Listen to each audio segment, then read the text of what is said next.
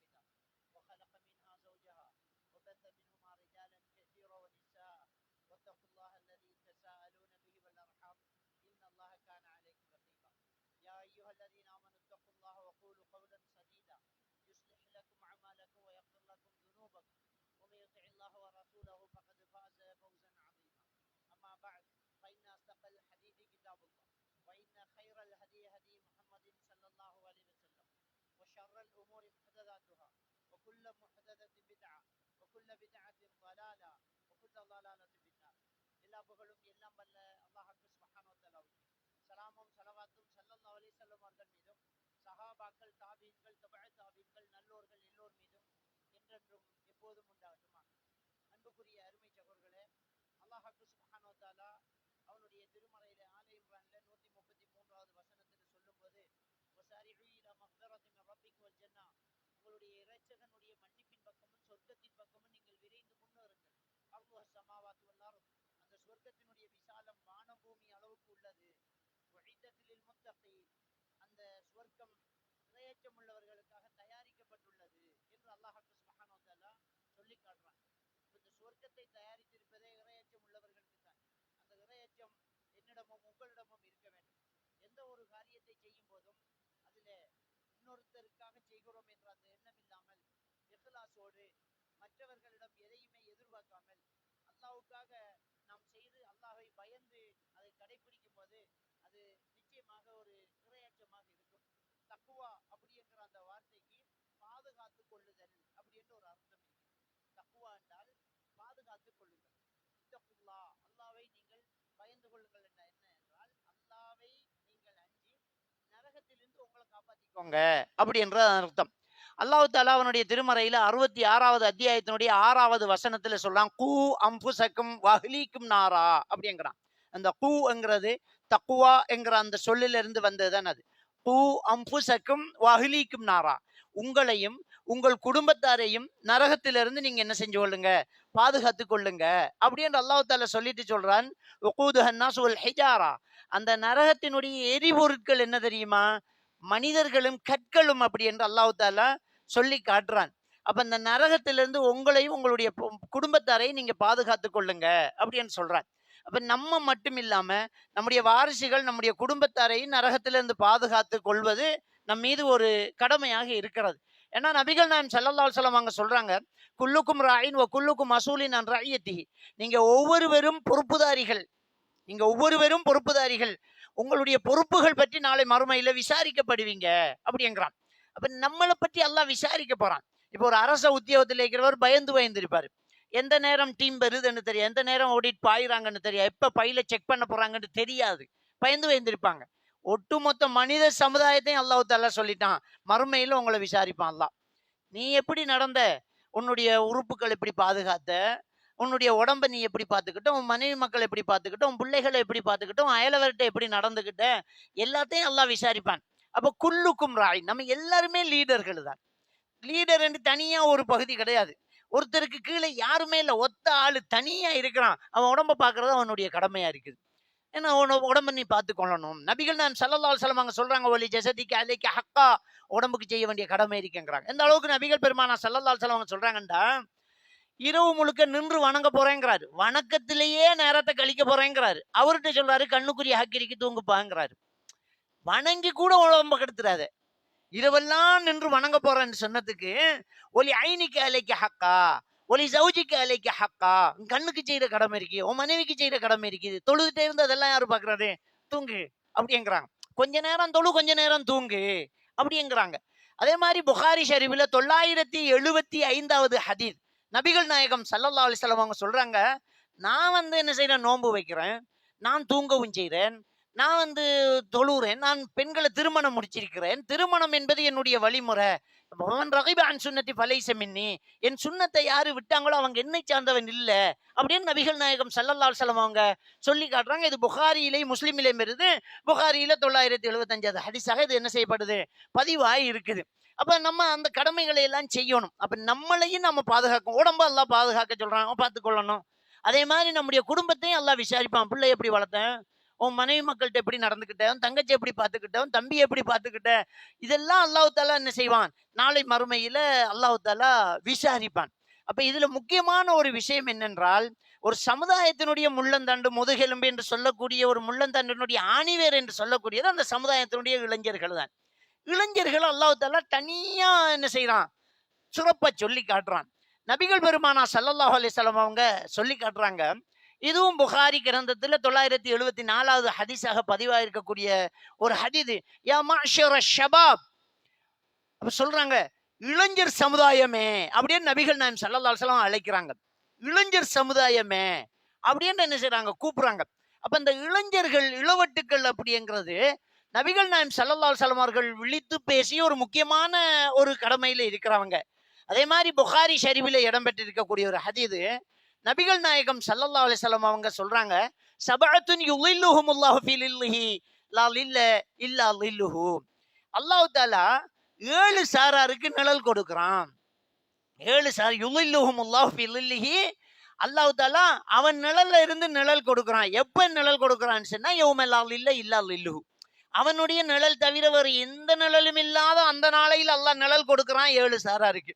இன்னொரு ரிவாயத்துல வருது, அரிசி நிழல் கொடுக்கிறான் அப்படின்னு வருது, அரிசி நிழல் என்று வருது.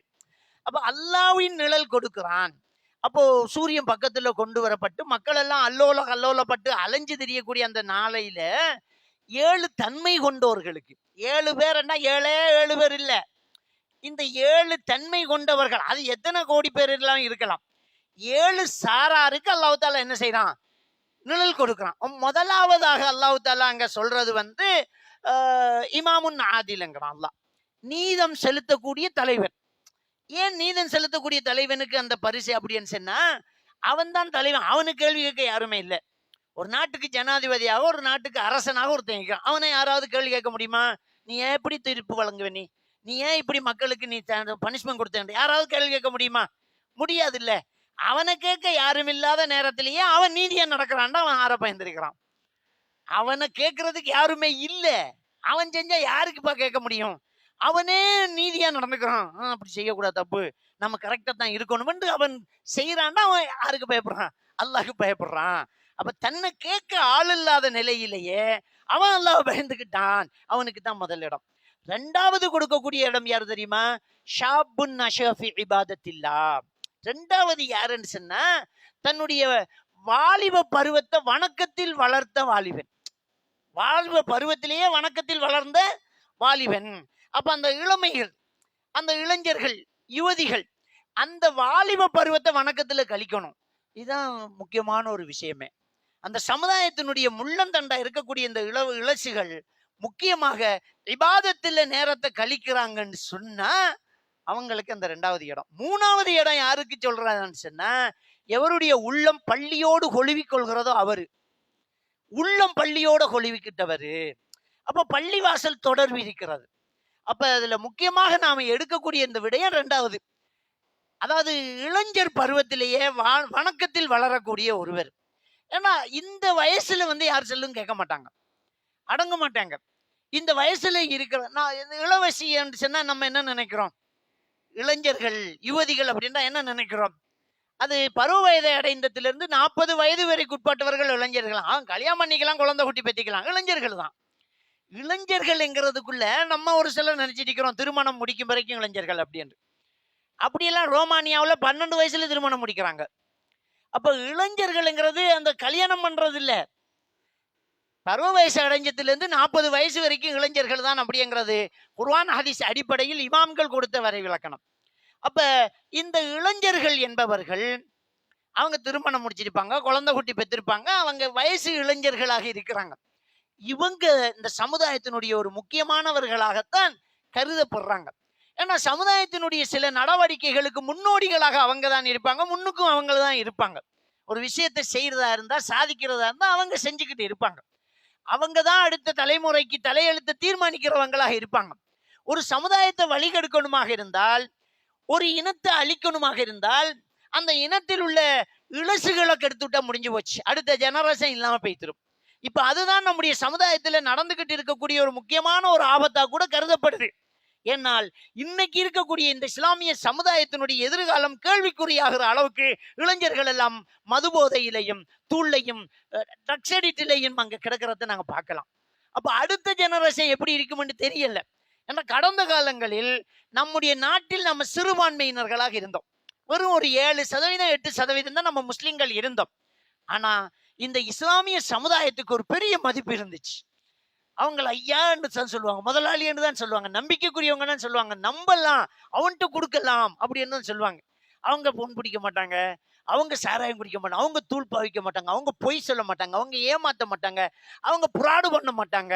இந்த ஒரு நம்பிக்கை முஸ்லிம்களை பத்தி இருந்துச்சு. ஆட்சியாளர்கள் எல்லாம் பக்கத்துல வச்சுட்டு இருந்ததெல்லாம் முஸ்லிம்களாகத்தான் இருந்துச்சு. இலங்கையில மன்னர்கள் ஆட்சி செய்தாங்க. மன்னர்கள் ஆட்சி செய்த இடமெல்லாம் குளங்கள் கட்டி இருப்பாங்க. ஏன்னா குளத்தை கட்டி நீர் வடிச்சல்களை அமைச்சு அதை வச்சுதான் ஆட்சி இருக்கும். ஏன்னா மனிதன் நீர் இருக்கிற இடத்துலதான் இருப்பான். அதனாலதான் நதிக்கரை நாகரீகங்கள் வந்தது. எங்க தண்ணி இருக்கிறதோ அங்க மனிதன் போய் ஒட்டிக்குவான். அப்ப நீர் இருக்கிற இடத்துல மனிதன் இருப்பான். இலங்கையில மன்னர்கள் வாழ்ந்த இடமெல்லாம் குளம் கட்டியிருப்பான். அந்த குளத்தினுடைய அணைக்கட்டு தான் அவன் தலையெழுத்தா இருக்கும். அந்த அணைக்கட்டு உடைக்கப்பட்ட ஆட்சி கவுளும். அதனால இலங்கையில் மன்னர்கள் கட்டிய குளங்களின் அணைக்கட்டின் அருகிலே குடியமர்த்தப்பட்டது எல்லாமே முஸ்லிம்கள் தான். சிந்திச்சு பாருங்க, வரலாற்றை புரட்டி பாருங்க.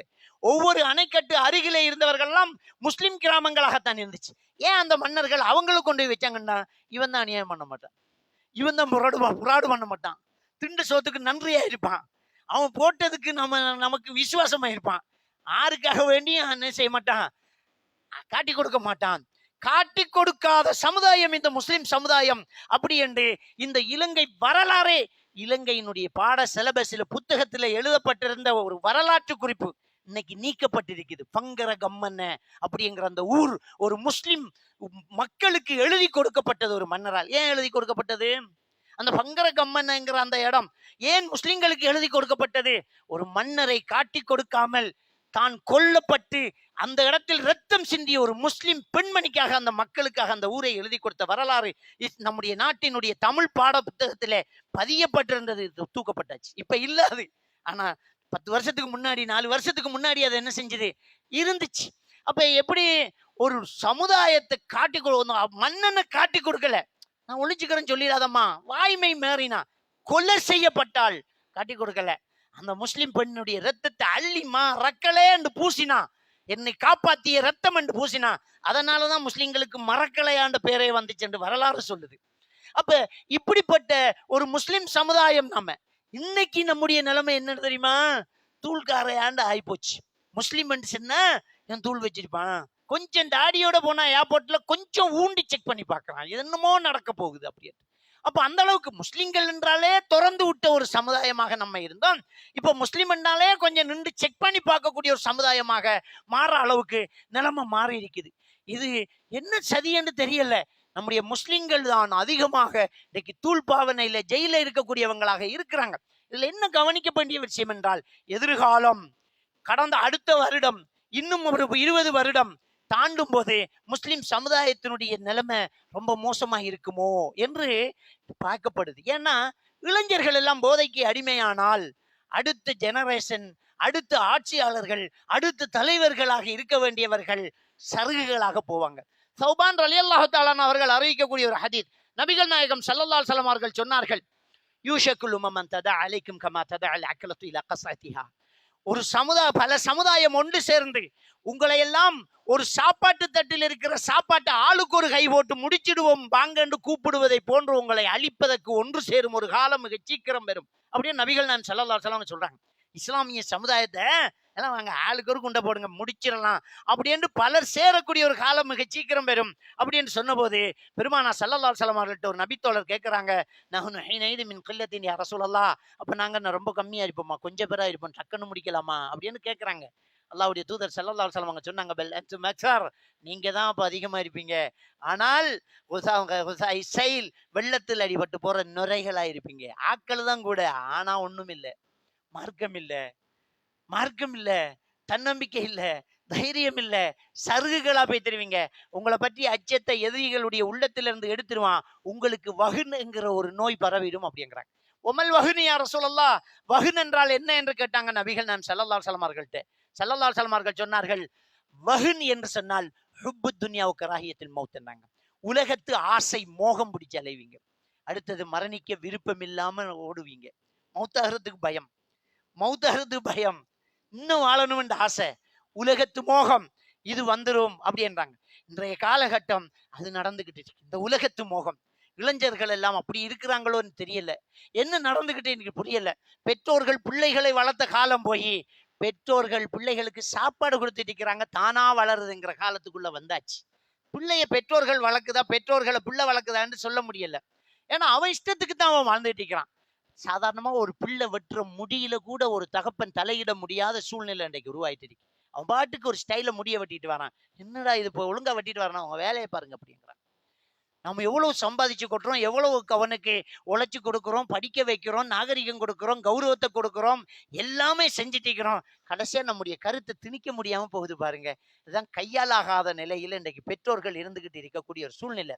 பெற்றோர்களுக்கு அஞ்சி கட்டுப்பட்டு நடக்கக்கூடிய பிள்ளைகளை காணல. அதுக்கு என்ன காரணம் என்றால் நம்முடைய நடத்தைகளும் வளமுறைகளும் நடைமுறைகளும் சரியில்லாம போச்சு. நம்ம பிள்ளைகளை தொடக்கூடாது, அடிக்கக்கூடாது, நொந்துடக்கூடாது, வலிச்சிடக்கூடாது, அப்படித்தான் நாம பிள்ளைகளை வளர்க்குறோம். ஆனா பிள்ளைகளை அப்படி வளர்க்கும் போது பிள்ளைகள்கிட்ட ஒழுக்கமும் காணாம போகக்கூடிய ஒரு சூழ்நிலை உருவாகிறத நாங்க பார்க்கலாம். ஸ்கூல்ல பிள்ளைகளை சேர்க்கும் போதே, சார் இதான் பிள்ளை, கண்ணை மூக்க தவிர மற்ற இடமெல்லாம் அடிங்க சார், அப்படித்தான் பிள்ளைகள் ஆரம்ப காலத்துல ஸ்கூல்ல சேர்த்தாங்க. அப்ப கல்வி கொஞ்சமாகவும் ஒழுக்கம் நிறைவாகவும் ஸ்கூலுகளை படிச்சு கொடுக்கப்பட்டுச்சு. இப்ப ஒழுக்கம்ங்கிறதே ஸ்கூல்ல கிடையாது. ஏன்னா ஸ்கூல்லையே டீச்சர்ஸ் டேக்கு டீச்சர்ஸ் மாதிரி டான்ஸ் போடுறாங்க. அதை நம்ம பேரண்ட்ஸ் பார்த்துக்கிட்டு இருக்கிறோம். அங்க ஒழுக்கம் இல்லை. அவனே சினிமா பாட்டுக்கு ஆடும்போது பிள்ளைகள் எப்படி நல்ல விஷயம் பெறும். ஆசிரியர்கள் இருப்பீங்க, மன்னிச்சுக்கோங்க, ஒரு சில ஆசிரியர்களை தவிர நிறைய பேர் இன்றைக்கு டான்ஸ் போடுறாங்க. அப்போ எங்க அங்க ஒழுக்கம் இருக்கும்? நம்ம தான் சொல்லிட்டோமே ஆசிரியர்களுக்கு கையை வைக்க கூடாது அப்படிங்கிறோம். தொட்டவன் போலீஸ் ஸ்டேஷன்ல இருக்கிறான். என் பிள்ளைக்கு அடிச்சு போட்டான், அவனுக்கு எதுக்கு வம்பு? ஒன்னும் அடிக்க மாட்டான். இன்னைக்கு படி கட்டிப்போ, எங்களுக்கு என்ன சம்பளம் கிடைக்குது அப்படின்னு இன்றைக்கு ஆசிரியர்கள் ஒதுங்குறாங்க. பேரண்ட்ஸ் அடிக்க மாட்டேங்கிறாங்க. அதுக்கு save of the child, UNICEF, இப்படி பெயர்களை வச்சு ஹியூமன் ரைட்ஸ், இப்போ உள்ள நாகரிகம், பிள்ளைகளை தொடலாமா, பெரம்பு வைக்கலாமா அப்படின்னு நம்ம நினைச்சுக்கிறோம். நாம அடிக்கல, பிள்ளைய வளர்த்துட்டோம். இப்ப பிள்ளைக்கு போலீஸ்காரன் அடிக்கிறான், நம்ம போய் காலை பிடிச்சு கெஞ்சிரும். இப்ப போலீஸ்காரன் அடிக்கிறான், நாம கெஞ்சிக்கிட்டு இருக்கிறோம். என்ன நடக்குது, எங்க போறான், என்ன நடக்குங்கிறது யாருமே பார்க்க மாட்டேங்கிறாங்க. பிள்ளைகளை கண்காணிக்க சொல்லித்தான் நபிகள் நாயகம் ஸல்லல்லாஹு அலைஹி வஸல்லம் சொல்றாங்க, 7 வயதை கொண்டு தொழுகையை கொண்டு ஏவுங்க. 7 வயதை அடைஞ்சா தொழுகையை கொண்டு ஏவுங்க. 7ல ஏவுங்க, 8ல ஏவுங்க, 9ல ஏவுங்க, 10ல ஏவுங்க, இப்ப தொழலாட்டி அடியுங்கிறாங்க. அப்ப எடுத்ததும் அடிக்க சொல்லல, 10 வயசு வரைக்கும் சொல்லு, கேட்கலாட்டி அடி. அடிக்கத்தான் நபிகள் நாயகம் ஸல்லல்லாஹு அலைஹி வஸல்லம் சொல்றாங்க. எதுக்கு அடிக்கிறோம்? கெட்டு போகாம இருக்கத்தான் அடிக்கிறோம். நம்ம லேசா தட்டி திருத்தலாட்டி பெருசா தட்டுவோம். அப்ப நம்ம வருந்தக்கூடிய ஒரு சூழ்நிலை வரும். அப்ப பிள்ளைகளை நம்முடைய கொண்ட்ரோல வச்சிருக்கணும். அப்ப பிள்ளைகள் என்ன செய்து எங்க போகுதுங்கிறத பேரண்ட்ஸ் ரொம்ப கவனிக்கணும்.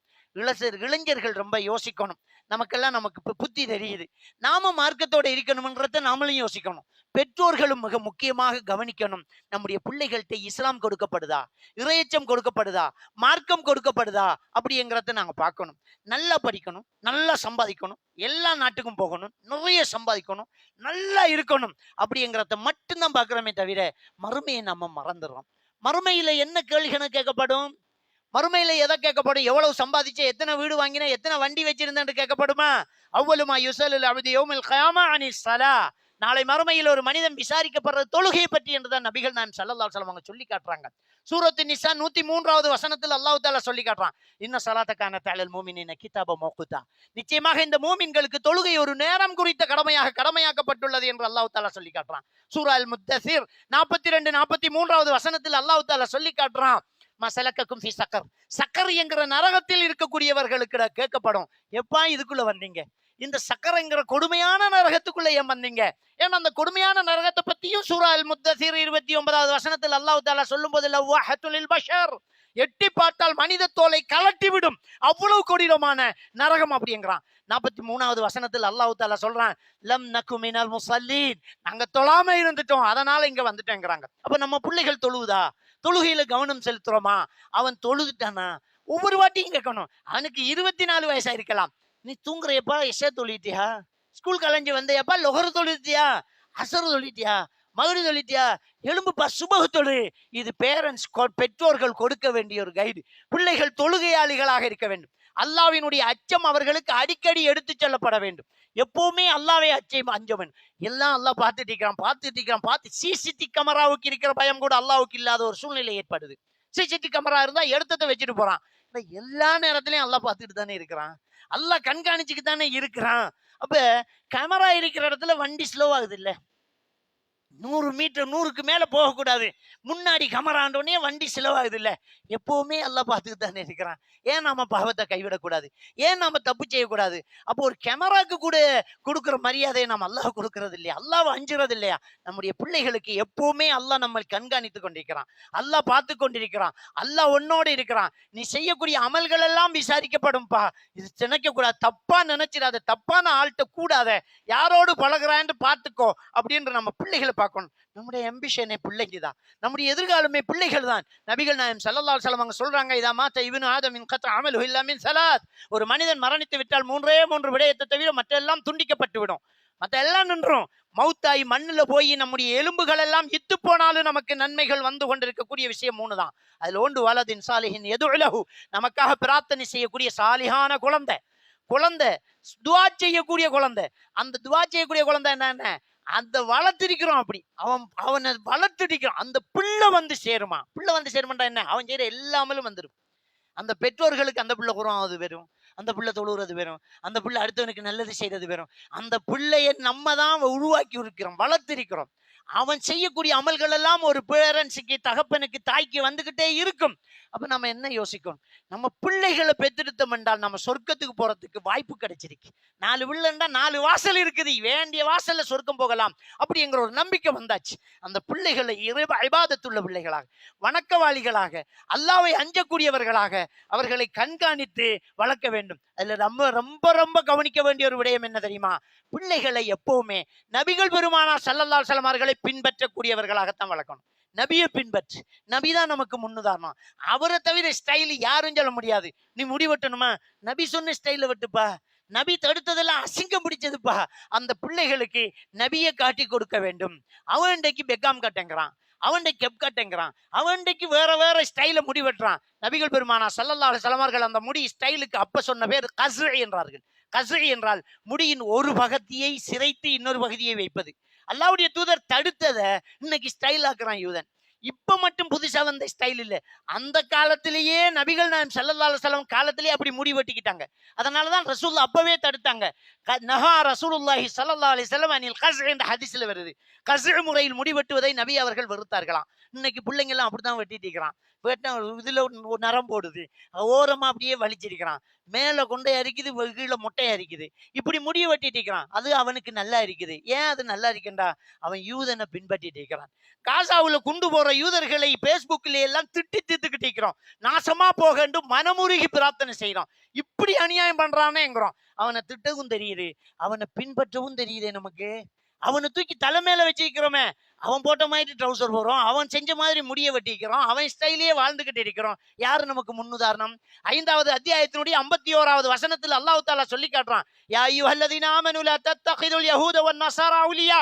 யூத கிறிஸ்தவர்களை உங்களுக்கு வழிகாட்டிகளாக எடுக்காதீங்க. பஅதுஹும் அவுலியா பஅத். அவனுக்குள்ள சண்டை இருந்தாலும் ஒன்னை எதுக்குறதுக்கு ஒன்று சேர்ந்துக்கிறாங்கிறான் அல்லாஹ். அவனுக்குள்ள சண்டை இருந்தாலும் ஒன்னை எதுக்குறதுக்கு அவன் ஒன்று சேர்ந்துக்கிறான். பஅதுஹும் அவுலியா பஅத்ங்கிறான். அவனை யார் பின்பற்றாங்களோ அவர்களும் அவனை சேர்ந்தவர்கள் தான் அப்படின்னு அல்லாஹ் தஆலா சொல்லி காட்டிட்டு என்ன சொல்றான் தெரியுமா?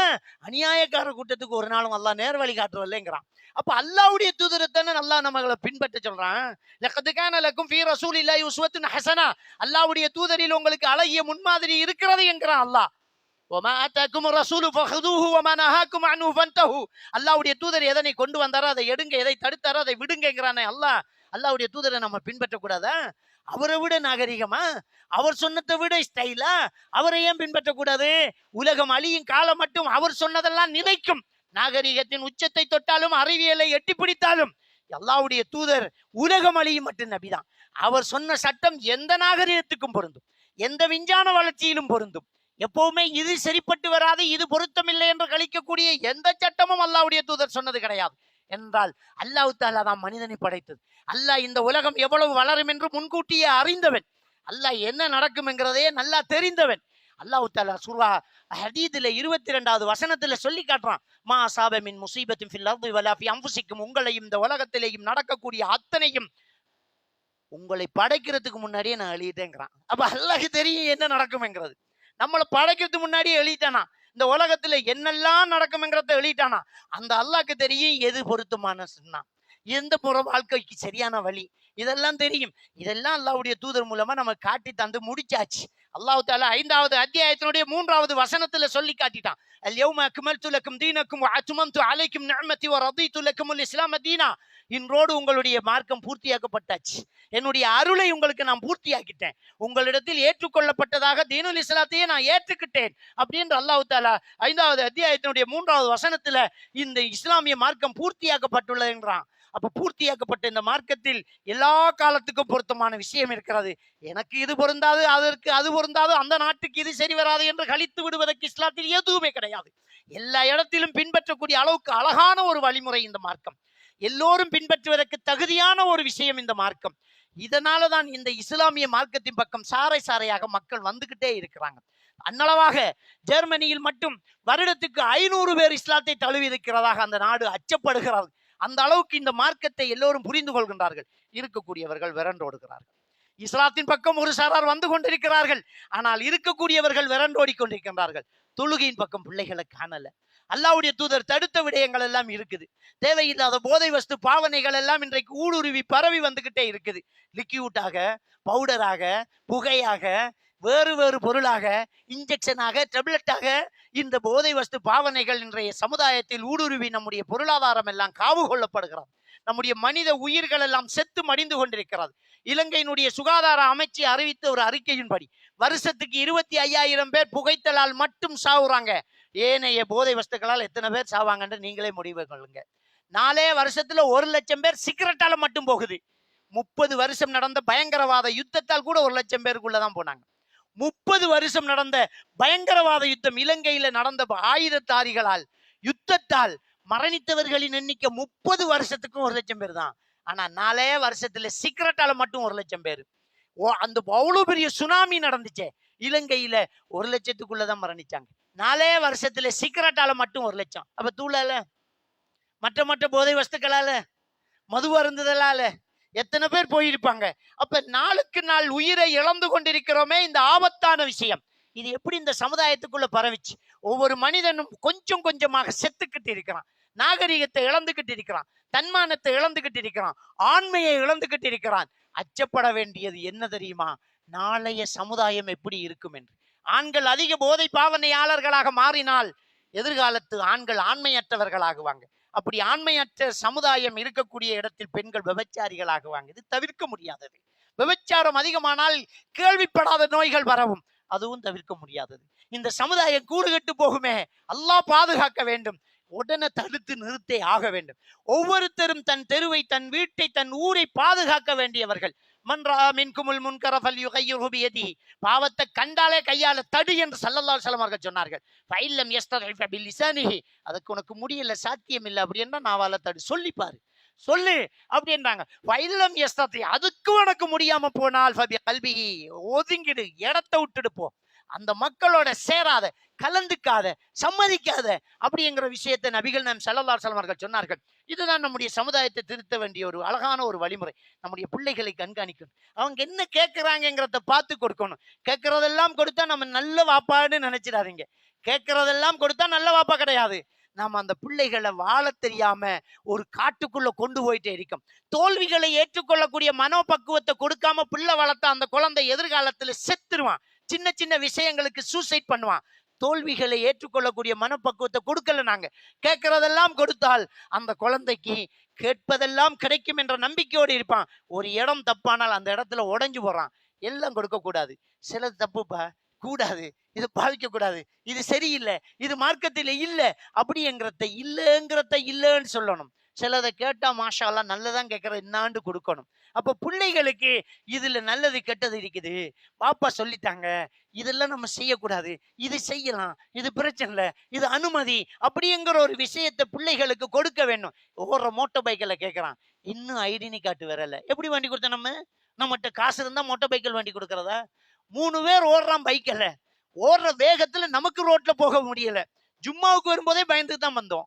ஒருத்தன் வந்து உட பார்த்துட்டு போறான், பார்த்தா 18 வயசு கூட ஆயிருக்காது, லைசன் இல்ல. யாரு வாகனம் பண்ணி கொடுத்தது? வாப்பா அம்மா தான் வேண்டி கொடுக்குறான். 3 பேர் சேர்ந்து ஓடுறான். அந்த ஸ்கூல் கலையிற டைம்ல அவன் ஓடுற ஓட்டங்களை பார்க்கணுமே. அவனுக்கு உயிர்ல பயமே கிடையாது, அப்படியே ஓடுறான். அப்ப பைக்கு வேண்டி கொடுத்தா மிச்ச காசுக்கு கபன்சில வேண்டிய ஒரு சூழ்நிலை பெற்றோர்களுக்கு ஏற்பாடு. நாளாந்தம் ஆக்சிடென்ட் நடந்துகிட்டே இருக்குது. லேட்டா வரான். எங்க போன? ஏன் லேட்டான? யாரோட பழகுற? நம்ம பார்க்கவில்லை. அல்லாஹ்வுடைய தூதர் ஸல்லல்லாஹு அலைஹி வஸல்லம் சொல்றாங்க, அல் மர்உ அலா தீனி கலீலிஹி ஃபல்யன்துர் மை யுகாலிலுஹு. ஒரு மனிதன் தான் நெருங்கி பழகும் நண்பனின் கொள்கையில் இருப்பான். யாரோடு பழகுறான் என்று பார்த்து பழகட்டும் என்னாங்க. யாரோட பழகுறான் என் பிள்ளை? எவனோட கூறான்? ஏன் லேட் ஆகிறான்? ஏன் அங்க கழிச்சுக்கிட்டு நிற்கிறான்? ஏன் கிசு கிசுக்கிறான்? ஆணோ பெண்ணோ எல்லாமே அவதானிக்க வேணும். வீட்டுக்கு வரக்கூடிய பெண் பிள்ளைகளும் பெண் பிள்ளையும் கழிச்சுக்கிட்டு இருக்குது என்றால் நம்ம கவனிக்க. நம்ம முன்னாடி பேசிட்டு இருக்கணும். மூலையில போய் நிக்குது, பெல்கனியில போய் நிக்குது, ஓரமா போய் நிக்குது, ரூம்ல கலவரிச்சு நிக்குது. பேசிக்கிட்டு இருக்கும் போது நம்ம பக்கத்துல போனா சத்தம் சைலண்ட் ஆகுது என்றால் சம்திங் ராங். வயசுக்கு மூத்த நட்பு உறவுக்கே ஆகாதுன்னு பழையவங்க சொன்னாங்க. ஏன்னா பெரியவனுடைய பேச்சு சிறியவனுக்கு தூஷணமாகும். அவன் வயசுக்கு சாதாரணமானது இவன் வயசுக்கு அசாதாரணமாகும். அதனால வயசுக்கு மூத்த நட்பு ஆணுக்கு ஆணும் தேவையில்லை, பெண்ணுக்கும் பெண்ணும் தேவையில்லை. இன்றைக்கு சின்ன சின்ன பையனை எல்லாம் பயன்படுத்திக்கிட்டு இருக்கிறான். பைக்கில் ஓடுறதுக்கு ஆசைங்கிறது அவனுக்கு நல்லா தெரியும். இவன் 15 வயசு, இவனுக்கு பைக்கிலோட ஆசை. நல்ல தரமான ஒரு 15-20 லட்சம் ரூபாயோட பைக்கில் வச்சுட்டு ஓடி போறியா, ஓடுறையா அப்படிமா இவன் ஓடுவான். அந்த பைக்கிலுக்காக அவனை போய் சந்திக்கிறான். அவனை வச்சுட்டு அவன் தூள்வியாரம் பண்ணிட்டு இருக்கிறான். பையனுக்கு தெரியாது. அவன் பைக்கில் ஓடி அந்த சந்தியால வெட்டிக்கிட்டு வா. அந்த சந்தையில் ஒருத்தர் இருப்பார். அவர்கிட்ட இந்த கீட்டக்க கலட்டி கொடுத்துட்டு வாமா, கீட்டக்குள்ள தூள் இருக்கும். அந்த பைக்கில் வெட்டும் போது அவன் சீட்டுக்குள்ள இருந்து எடுத்துருவான். எல்லாம் அவங்க கம்யூனிகேஷன் தான். ஏன் இந்த சின்ன குழந்தைகளை வைக்கிறான் தெரியுமா? வியாபாரம் நடக்கும். மாட்டுப்பட்ட ஜெயிலுக்கு அவர் போவார். எனக்கு தெரியா, பைக்கில் கேட்டான் பைக்கில் கொடுத்துருவான். இவன் தப்புறதுக்காக இந்த சின்ன குழந்தைகள் அவனுக்கு தெரியல. இன்னும் அப்படியே காலங்கள் போக போக அவனையே பொழைக்க விட்டுருவான். பாவிச்சு பாரு, சும்மா வச்சுக்கிடுடா, சொர்க்கம் தெரியுன்றான்றான். சின்ன பிள்ளைகள் பாவிக்குது. இப்ப இவன் பழகிட்டானா, காசு கொண்டு வா. இப்ப வீட்டுல களவு போகும். வீட்டுல 5000 ரூபாய் போகும், 4000 ரூபாய் போகும், 2000 ரூபாய் போகும். போனை காணல, வீட்டுல இந்த கேஸ் சிலிண்டரை காணல, தேடிக்கிட்டு இருக்கிறோம். எல்லாம் நம்ம வீட்டு பையன் தான் எடுத்துக்கிட்டே இருக்கிறான். நாம இதெல்லாம் தேடி பார்க்கிறோம். அலுமாரி பூட்டி தான் இருக்குது, காசு கட்டுல ஒன்று மட்டும் குறையுது. கள்ளம் வந்தா கட்டோட தூக்குவான். ஆனா உள்ள இருக்கிற குள்ளன் எடுத்தா ஒரு நோட்டு தான் எடுப்பான். அப்ப இதனால இவங்க என்ன, இது ஏதாவது ஜின்னா இருக்குமோ, பேயா இருக்குமோ, இதுக்குள்ள அசரத்து வேற உள்ள வந்துகிட்டு துவாவதை தொடங்கிடுவார்.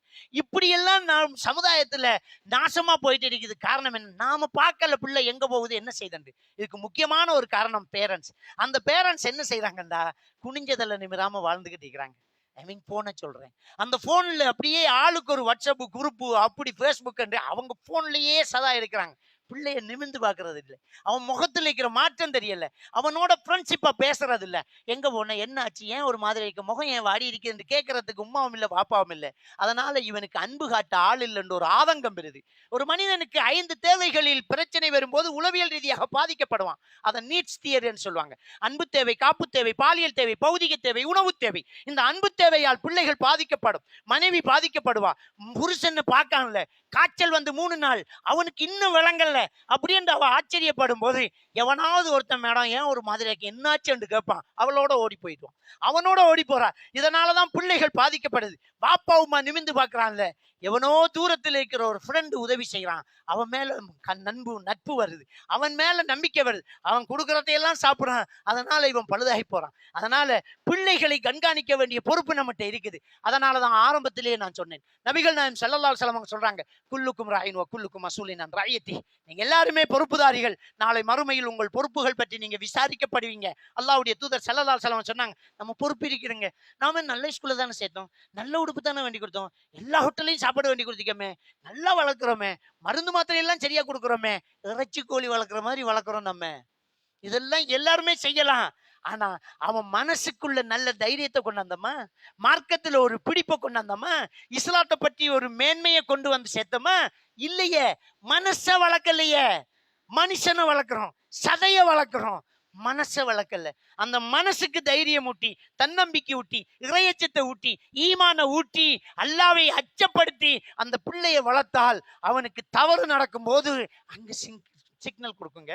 தவறு நடக்கும், பேச்சு சரியில்லை, இந்த நடத்த போலையா இருக்குது, பாப்பா ஒருத்தன் இப்படி சொல்றான், அப்ப அவனுக்கு பிழை வரும். பிரச்சனை வரும். எனவே நம்முடைய பிள்ளைகளிடத்துல ரொம்ப கவனமாக இருக்கணும். யாரோட பழகுறான், எப்படி நடக்கிறாங்கிறத நம்ம கண்காணிக்க வேண்டும். எல்லாம் வல்ல அல்லாஹ்வுக்கு சுப்ஹானஹு வ தஆலா நம் அனைவரையும் ஈமானோடு வாழ வைத்து ஈமானோடு மரணிக்க செய்வானாக.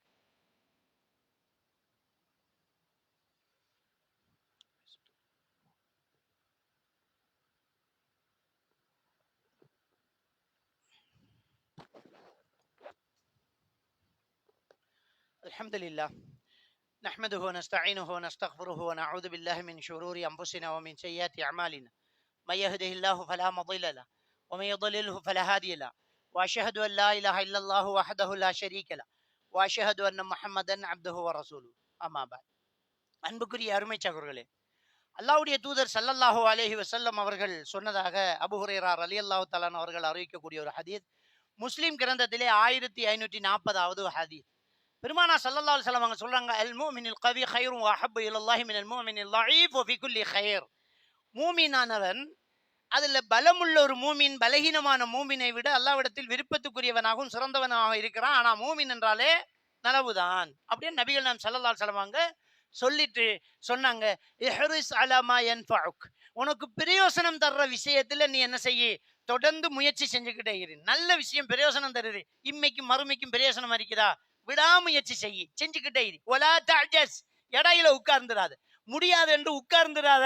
வஸ்தஇன் பில்லா, அல்லாஹ் கிட்ட உதவி தேடு, முயற்சி செஞ்சுக்கிட்டே இரு அப்படின்னு நபிகள் நாயகம் ஸல்லல்லாஹு அலைஹி வஸல்லம் என்னறாங்க சொல்லி காட்டுறாங்க. அப்ப மறுமைக்கு நமக்கு பிரயோசனம் தர்றது, இம்மைக்கு பிரயோசனம் தர்றது, இந்த ரெண்டுலையும் நம்ம விடாமுயற்சி செஞ்சுட்டே இருக்கணும். அதுல ஒலா தஅஜஸ், வயசாச்சு 70 ஆச்சு 65 வயசாச்சு, இனி முடியல, நிறைய தான் இருக்குதே, இனி இதுக்கு பிறகு எதுக்கு, செஞ்சுக்கிட்டே இரு. இருக்கட்டும், உன்கிட்ட இருக்கிற பொருளாதாரம் கோடி கோடியா இருக்குது, அடுத்த தலைமுறைக்கும் போதும் இருக்கட்டும், இன்னும் உனக்கு 7 மா இருக்குது இல்லையா, செய்யி, சேர்த்துக்கோ. உன் சமுதாயத்துக்கு கொடுத்துட்டு போகலாம், உன் மார்க்கத்துக்கு செலவு செஞ்சுட்டு போகலாம், உன் வாரிசுகளை வரவேற்றுட்டு போகலாம். அப்ப உலகத்து பொருளாதாரத்தையும் ஹலாலாக சம்பாதிக்கக்கூடிய திறமை உன்கிட்ட இருந்த செஞ்சுட்டே இரு. ஒலா தஅஜஸ், உட்கார்ந்துடாது. அதே மாதிரி மறுமைக்கு பிரயோசனம் தர்றது அமல்கள், அந்த அமல்களை உன்னால எவ்வளவு முடியுமோ செய்யி. உனக்கு உயிர்ல பலத்துல ஆரோக்கியம் இருக்கும் வரைக்கும் ஓத முடியுமானதெல்லாம் ஓது, தொழ முடியுமானதெல்லாம் தொழு, தர்மம் செய்யலாம் என்றா செய்யு, திக்ர் செய்யக்கூடிய நேரத்துல எல்லாம் செய்யு, முடியுமானது செய்யு. எனக்கு வருத்தமா இருக்க, உட்கார்ந்துடாத, வளமையா தொழுதத்தை தொழு, சுன்னத்து தொழலாமா தொழு, குர்ஆன் கொஞ்சம் ஓதலாம் ஓது, இஷாவுக்கு இடையில சும்மா தானே இருக்க போறோம், குர்ஆன் எடுத்து விரிச்சு ஓது, ஒவ்வொரு ஹர்வுக்கு நன்மை இருக்குது. அப்ப அல்லாஹ்வுடைய தூதர் ஆசை விட்டுறாங்க, எவ்வளவு முடியுமோ அவ்வளவு செய். ஒலா தஅஜஸ், ஓய்ந்துடாத, செய்யி அப்படி என்று ஸல்லல்லாஹு அலைஹி வஸல்லம் அவங்க சொல்லிட்டு அடுத்தது சொல்றாங்க, ஒலா தகுல் லவ் ஃபஅல்து கதா வ கதா லகான கதா வ கதா. நான் அப்படி செஞ்சிருந்தா இப்படி நடந்திருக்கும், இப்படி செஞ்சிருந்தா அப்படி நடந்திருக்கணும் மட்டும் சொல்லாத. அப்படி செஞ்சிருந்தா இப்படி நடந்திருக்கும், இப்படி செஞ்சிருந்தா அப்படி நடந்திருக்கணும் மட்டும் சொல்லாத. இந்த வார்த்தை சொல்றது இருக்குது இல்லையா, அல்லாஹ்வுடைய தூதர் ஸல்லல்லாஹு அலைஹி வஸல்லம் அவங்க சொன்னாங்க, நீ சொல்ல வேணும். எப்படி தெரியுமா, கத்தரல்லாஹு வ மா ஷா ஃபஅல், அல்லாஹ் நாடினது நடந்திருக்கேன்னு அப்படி சொல்லு. நான் மிஸ் பண்ணிட்டேன், நான் கோழி வளர்த்ததுக்கு பதிலாக ஆடு வளர்த்திக்கலாம். இல்ல, அல்லாஹ் இதைத்தான் நாடி இருக்கான், ஒண்ணுல எந்த குறையும் கிடையாது. நீ முயற்சி செய்யி, முடிவு அல்லாஹ்வுடைய கல்லாக்கதிரா ஏற்றுக்கோ. அப்ப உன் மேல பழிய போட மாட்டேன், காலத்தின் மேல பழிய போட மாட்டேன். இந்த லவ் என்கிறது அரபுல லவ் என்றால் இங்கிலீஷ்ல இஃப் என்று சொல்ற மாதிரி, அப்படி செய்திருந்தால், இப்படி செய்திருந்தால், அவரை கல்யாணம் பண்ணியிருந்தால், இந்த பிள்ளையை படிப்பிச்சிருந்தால் அந்த ஆள் வருது இல்லையா, அல்லாஹ்வுடைய தூதர் ஸல்லல்லாஹு அலைஹி வஸல்லம் அவர்கள் சொன்னார்கள், அதுதான் ஷைத்தானுடைய வாசலை திறந்து விடுவான். என்ன ஷைத்தான் வாசலை திறந்து விடுது. அப்படி செஞ்சிருந்தா நீ அல்லாஹ்வுல கல்லாக்கதிர் வைக்கல, நம்பிக்கை வைக்கல, அல்லாஹ்வுல தவக்கல் வைக்கல, அதெல்லாம் கிடையாது. எனக்கு இப்படியே ஒரு சோதனை வரணுங்கிற அல்லாஹ் எழுதிக்கான். என்ன போ, அல்லாஹ் ஏற்கனவே எழுதிட்டான். அல்லாஹ் தஆலா சூரத்துல் அன்ஆம்ல 59வது வசனத்துல சொல்லி காட்டுறோம், மா தஸ்குது மின் பரகத்தின் இல்லா யஅலமுஹா, ஒரு மரத்துல இருக்கிற இலை கூட அல்லாஹ்வுடைய அறிவில் இல்லாம கீழே விழாதுங்கறான். சூரத்துல் ஹூத் 6வது வசனத்துல சொல்லுவோம், மா மின் தாபத்தி ஃபில் அர்லி இல்லா அல்லாஹ் ரிஸ்குஹா, ஒவ்வொரு உயிருக்கும் ரிஸ்க் பொறுப்பை நான் எடுத்துட்டேங்கறான். என்ன இப்போ அல்லாஹ்ட கல்லாக்கதிர், அல்லாஹ்ட நாட்டம் நடக்குது, அவ்வளவுதான், எந்த பேச்சும் பேசக்கூடாது. அல்லாஹ் நாடினா அது நடந்திருக்குது என்று மட்டும் சொல்லி என்று ஒரு தன்னம்பிக்கையை தந்து விடாமுயற்சியை தந்து செய்யி சாதி அப்படி என்று நபிகள் நாயம் ஸல்லல்லாஹு அலைஹி வஸல்லம் அவர்கள் சொன்ன ஹதீஸ் முஸ்லிம் கிரந்தத்தில் 1440வது ஹதீஸாக பதிவாக இருக்கக்கூடிய ஹதீஸ். அன்புக்குரிய இஸ்லாமிய சகோதரர்களே, நம்மளால் முடிந்த அளவுக்கு நம்முடைய குழந்தைகளை நம்முடைய கண்காணிப்பில் வைத்திருக்க வேண்டும். இந்த போனை கொஞ்சம் கீழே வச்சுட்ட மண்டப்புள்ள நல்லா வளர்க்கலாம். இந்த போனை பாவிக்கிறது தான் நம்ம வாங்குறோம். ஒரே நாளையில இந்த போன் நம்மளை பாவிக்க தொடங்குது. அந்த போன் நம்மளை பாவிக்கிறதுனால தான் பாத்ரூம்லேயும் ஹலோ சத்தம் கேட்குது, தலானி கீழே போனை வச்சு தான் தூங்கிக்கிட்டு இருக்கிறோம். அதனால போனை நம்முடைய தேவைக்கு பயன்படுத்தணும். போன் அதுல தேவைக்கு நம்மளை பயன்படுத்தினா நம்முடைய தேவைக்கு நம்ம பிள்ளை வளர்க்க முடியாம போகும். அல்லாஹ் தாலா என்னையும் உங்களையும் பேசியதை செய்யக்கூடியவனாகவும் நம் குழந்தைகளை ஆரோக்கியமாக வளர்க்கக்கூடிய ஆக்கியால் புரிவனாக. வாஹ்ர தஅவானா அல்ஹம்துலில்லாஹி ரப்பில் ஆலமீன்.